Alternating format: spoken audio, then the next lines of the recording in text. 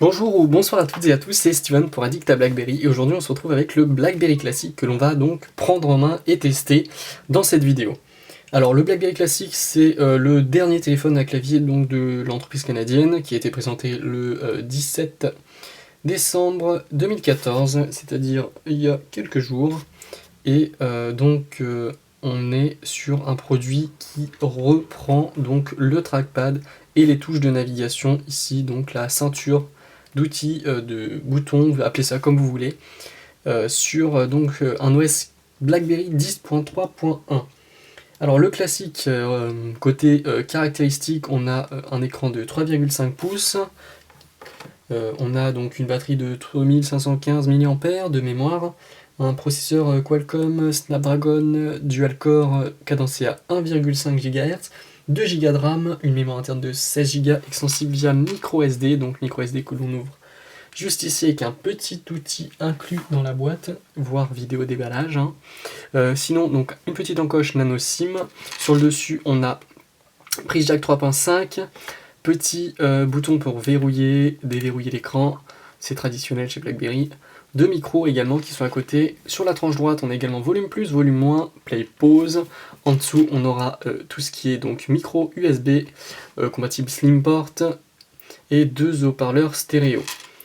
À l'arrière, on aura donc l'appareil photo de 8 mégapixels avec flash LED, un arrière donc en soft touch, le logo BlackBerry est chromé, on a vraiment un design qui est très réussi, on a quelque chose de très beau, l'appareil photo qui ressort légèrement, tout est vraiment très bien inclus, le soft touch c'est vraiment un truc antidérapant, le téléphone est un petit peu lourd, un peu plus lourd que son petit frère, on va dire le Q10, donc globalement on a une différence d'écran qui est quand même plutôt impressionnante. Je vais essayer de vous montrer ça correctement. On a quand même quelque chose d'assez impressionnant. Je vais vous montrer la luminosité au maximum. On va comparer donc sur ces deux téléphones la qualité d'écran. Donc je vais mettre la luminosité au maximum sur le Q10, la luminosité au maximum sur le classique. Et donc on va tester deux applications, à savoir le BlackBerry World, qu'on va ouvrir sur les deux, qui est en thème noir, et on va comparer, comme ça vous allez pouvoir voir un petit peu tout ce qui est niveau écran. On a donc un écran qui va être beaucoup plus lumineux sur le classique, parce que sur le Q10 c'est du AMOLED. Mais on va avoir une grande différence, c'est quand on va dans le calendrier, je l'ai mis en dark theme, quand on va aller dans BBM par exemple, et là, c'est là où là, on va avoir une grosse différence avec les blancs. C'est vraiment l'écran du classique, il est extrêmement lumineux, et celui du Q10 l'est beaucoup moins. Hop, on va rebaisser les luminosités. Pour ce qui est du Q10, on s'en fiche un petit peu, ce qui nous intéresse aujourd'hui, c'est le classique.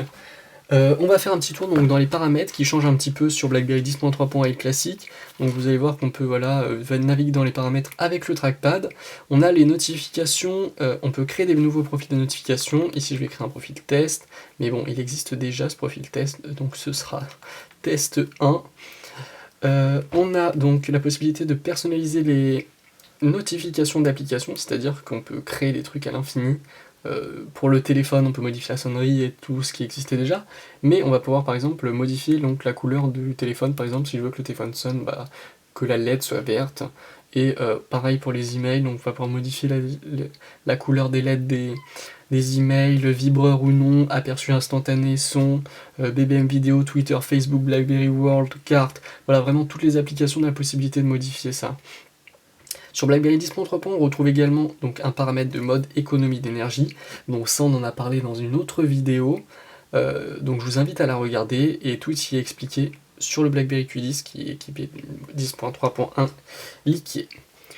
Alors sinon on a également un troisième paramètre, donc interaction avancée, ça aussi on en avait un petit peu parlé mais ça évolue.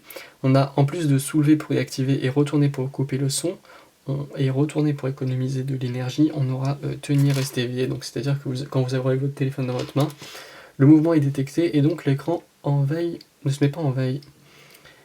Alors on va faire un petit tour dans le BlackBerry Hub. Donc dans le BlackBerry Hub, on va pouvoir donc retrouver des actions qu'on n'avait pas avant sur BlackBerry 10. C'est-à-dire que je maintiens la touche majuscule et hop, je sélectionne des dizaines et des dizaines d'emails grâce au petit trackpad.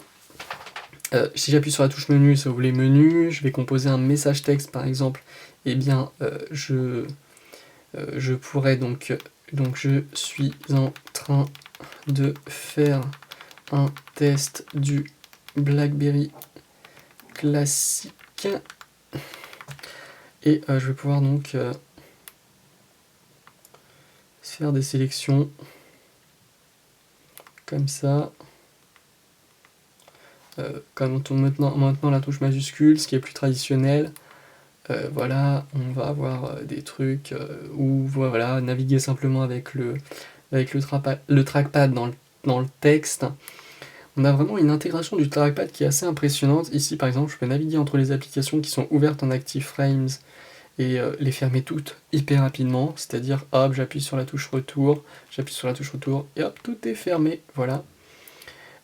Donc j'ai accès rapide au BlackBerry Hub. Si j'appuie ici, là, je peux naviguer entre les écrans d'application. Je peux naviguer d'application en application. On va avoir un petit truc surligné qui encadre donc le logo de l'application. J'ouvre les menus un peu comme sur BlackBerry OS. L'appareil photo également. On a vraiment donc une très bonne intégration du trackpad. On a également le retour donc des raccourcis clavier. Par exemple, j'appuie longtemps sur I et ça va m'ouvrir l'application Instagram, donc qui est une application Android qui fonctionne sur BlackBerry 10. Je fais un doublé et donc on va par exemple, le trackpad fonctionne un petit peu dans quelques endroits sur les applications Android, c'est-à-dire que là, je vais pouvoir coller mon texte, ou si voilà, je peux switcher entre abonné et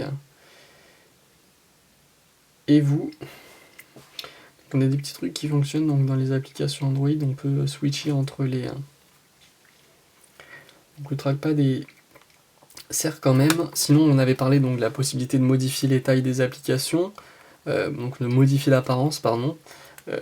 L'exemple idéal, ce serait vraiment vous montrer Flappy Bird, qui est une application qui a certes disparu donc de l'Android du Google Play. Et donc si je modifie la taille et donc en rectangle, je vais avoir une application qui s'adapte un peu mieux et qui sera beaucoup plus facile à utiliser. On aura accès à toute l'image, on verra tout.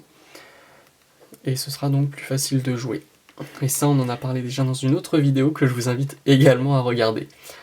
Je vais continuer sur mon BlackBerry Blend, qui, bon ça, on avait fait une petite vidéo de présentation qui permet donc d'afficher tout ce qu'on a donc dans le BlackBerry Hub sur un ordinateur ou une tablette. Et c'est vraiment très efficace. Moi, je suis complètement accro à ça, pouvoir accéder aux screens que je prends pour faire des articles, j'accède à mes images directement depuis mon ordinateur, je n'ai pas besoin de me les envoyer par mail puis les récupérer, bref. Je peux répondre à mes messages textes, à mes mails sur mon ordinateur, c'est vraiment très très bien. On a également l'Amazon App Store, on peut télécharger donc des applications Android dedans.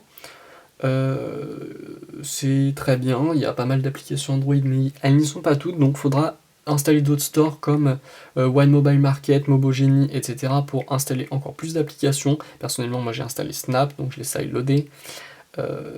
Sinon, je peux vous parler également de BlackBerry Assistant sur BlackBerry 10.3.1 qui est très très efficace. Donc, envoyer un message BBM à Steven pour lui dire bonjour, comment vas-tu, à demain. Ça veut rien dire, mais bon, c'est pas grave, c'est histoire de vous montrer que l'assistant BlackBerry fonctionne. Il a pas très bien compris. Envoie un message BBM à Steven pour lui dire bonjour.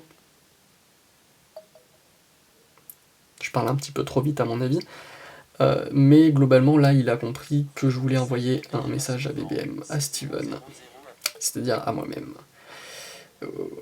Et donc, sinon, je peux... quel temps fera-t-il demain à New York ? Demander des trucs sur la météo et également faire des trucs un peu plus rigolos. Lire la musique de manière aléatoire. Donc ça va lancer l'application musique tout simplement, ça interagit donc avec l'écosystème BlackBerry 10, c'est très efficace. Après je peux par exemple lui demander donc, petite parenthèse, le son sur le classique est très bon avec les 2 haut-parleurs stéréo. Et donc j'aime pas cette piste, lui dit musique suivante. Et là normalement il met la musique suivante. Lecture de la piste suivante. Voilà, pour vous montrer qu'il comprend. Sinon, je peux lui demander également, j'avais préparé une... Voilà. Allume la lampe de poche. Ça interagit directement avec les paramètres, et donc j'ai la lampe de poche qui s'allume. Je peux interagir directement pour l'allumer et l'éteindre. Je sais pas, on est en mode quoi là? On est en mode silence. Active le mode normal.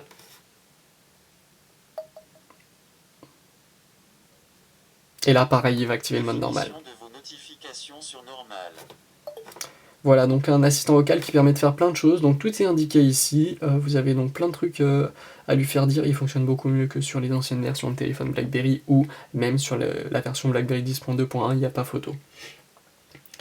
Sinon, je pouvais vous parler également de l'appareil photo, mais j'ai pas pris de photo. Donc globalement, c'est un appareil photo qui est d'une qualité assez bonne. C'est pas le top du top, mais ça nous permet de faire des panoramas, etc. Donc ça, on en avait un petit peu parlé sur le passeport, donc c'est un peu la même chose. Globalement, on a donc un écosystème qui est extrêmement bien intégré avec les touches de navigation. Seul petit défaut que je peux vous montrer, c'est le trackpad qui ne s'allume pas. Bon, il y a un petit trou au milieu quoi quand la lumière est éteinte, mais voilà, on sait qu'il y a le trackpad en gros. Sinon, pour vous montrer donc le navigateur, on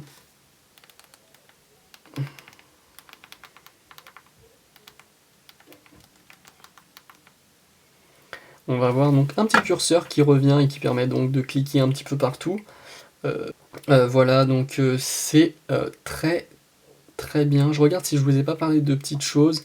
Je peux aussi vous montrer donc Google Maps qui fonctionne parfaitement. Donc on va avoir même les applications qui ont des services Google Play, il suffit de cliquer à côté, l'application fonctionne sans problème. Donc Google Maps c'est une grosse application qui charge des cartes et du coup ça prend un petit peu de temps mais ça fonctionne sans problème. Sur BlackBerry 10.3.1, voilà, Snapchat c'est l'exemple idéal de l'application des services Google Play. Et donc on va voir que suffit juste de cliquer à côté et les services Google Play s'en vont et on a accès donc à toute l'application sans aucun problème. Donc voilà, j'espère que ce petit test de BlackBerry 10.3.1 sur le BlackBerry classique vous a plu. En tout cas c'est un très bon téléphone, je le redis encore une fois, c'est optimisé avec le bouton retour. Je vais faire un petit dernier truc, c'est que je vais appeler le téléphone pour vous montrer que ça change un petit peu quand on va décrocher sur Q10, Z10, Q5, Passport, on va avoir le truc pour décrocher qui est tactile. Mais là, vraiment, BlackBerry a changé l'écran et on va être obligé, entre guillemets, d'utiliser les touches. Donc voilà pour ce qui est d'un test de l'OS BlackBerry 10.3.1 sur le BlackBerry classique, donc un très bon téléphone disponible début janvier chez Orange, Colette, la Fnac et d'autres revendeurs qui ne devraient pas tarder à dire qu'ils vont le proposer aussi, parce que c'est un très bon téléphone et qu'il n'y a pas de raison qu'ils ne le proposent pas. Bon voilà, et puis on se retrouve quant à nous très bientôt sur Addict à BlackBerry.